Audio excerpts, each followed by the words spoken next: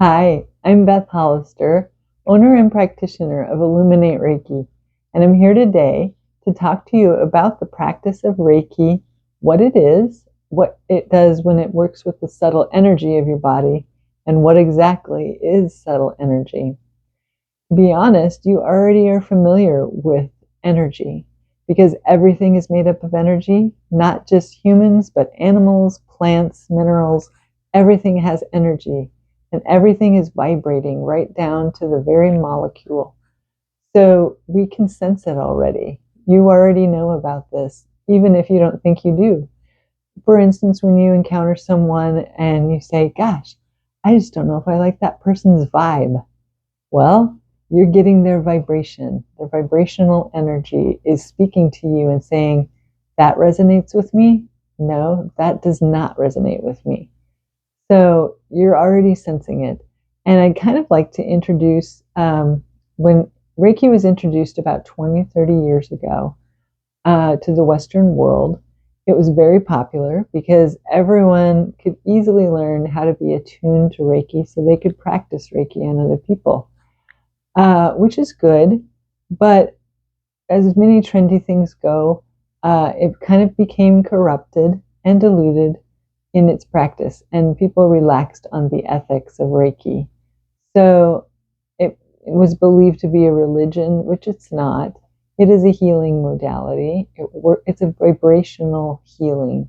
Reiki works with the vibration of a person's body, its energy system, helps to make it flow better in a healthier pattern so that all the cells, the organs, the nerve cells in your body are having the energy conducted appropriately, releasing the stuck energy and the blockages in your body that it needs to release.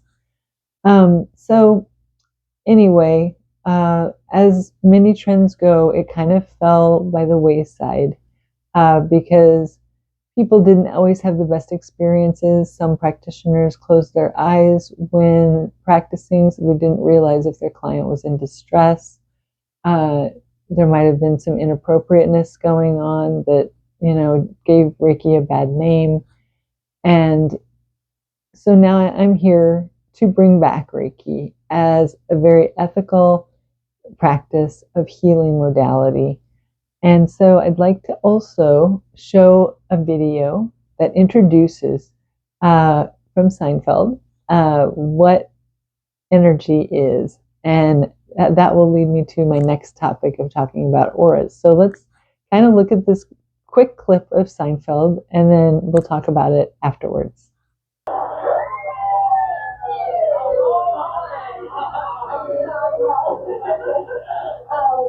This is Aaron. Hello, Aaron. How are you folks in town?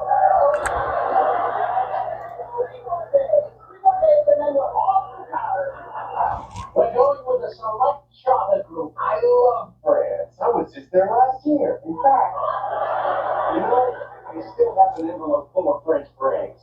I'll give them to you. We can't take money. No, it's a gift from us. Oh, that is so nice, Aaron. Isn't he nice? So listen, Mr. I've been showing you a good time. No, I haven't. I have a friend who works at the Metropolitan Museum of Art. I'd like a behind-the-scenes tour. Really? You could do that? Easily. There wouldn't be any trouble? Of course not. Probably right now. Are you sure? Yes. Okay, let me get my coat. Okay, what do you say? Well, I don't think so, Aaron. I have plans. Oh. How about you, Jerry?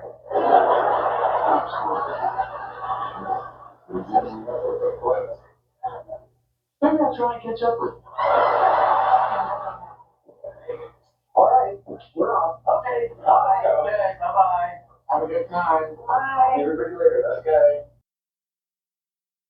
Hi, back again. So after viewing the clip, what was uncomfortable about that?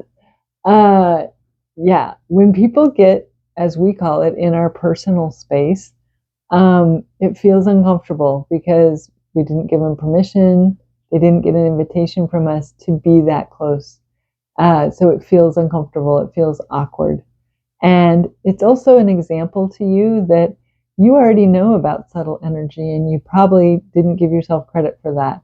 But all of us already know about that. We can identify, uh, for instance, if a person gets in our personal space and we're like, gosh, I don't know if I like that person's vibe, you know, we are sensing their energy. And as I mentioned before, that is vibration. We are all vibrating, even down to our molecules. That's how we attract people into our sense of space, and how we decide whether we resonate with that or we don't. So I just wanted to make sure you were familiar that you already know about energy, and that's what Reiki works with, is a person's energy system. I'm going to break down for you the 5 layers of a person's aura. The aura extends from our body out a few feet. The first layer is the physical layer, which is closest to your physical body. It extends all around your body. It is also the layer that is holding our energetic signature, which is the vibration that is unique only to ourselves. People will recognize what your unique energy signature is when they first meet you. You do the same for other people. And so that's what that layer is. Then it's the emotional layer outside that physical layer. And that shows all of our emotions. Those 2 parts of the aura are very reactive as to how we're feeling. If our physical body is feeling ill, if we are feeling good, healthy, our aura is going to show that, and people are going to feel that when they're around their aura. It'll also display every emotion that we are feeling, so it's always changing according to what our emotions are at that moment. Happy, sad, guilty, jealous, whatever. That's all going to be displayed in our aura and felt in our vibrational energy by other people and by ourselves. So that's the emotional layer. Then is the mental layer. All the things we are thinking about in our head is going to be in that layer. Then is the spiritual layer.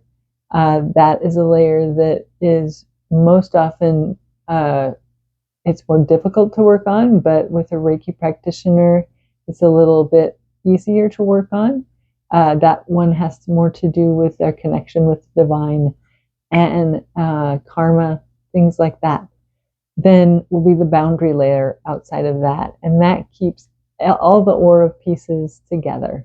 It protects us and our aura from the environment that we're in. It's kind of a shell, and so it's always needed by us to have the clearing and the grounding so that we can keep it healthy, to protect us from anything that we don't want in our aura to damage it. So that's kind of the first segment about aura.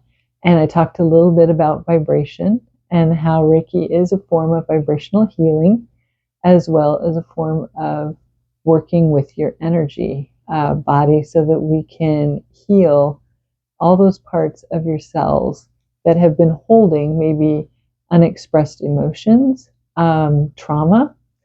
Sometimes we hold that in our cells, in our body, and Reiki can release that through psychosomatic release. Sometimes that's scary to people, but it's not a scary thing. It's a way of finally getting that out of the deepest parts of ourselves that need to be released so that we can continue to live healthier lives. I'm going to talk in a future segment about the chakras, because that's the next layer of our energy body. The aura is the first one I want to talk about. The chakras is the next. And then we can talk later about the Hara line. So visit me in future segments so that you can see the next one to come. Thanks for joining me.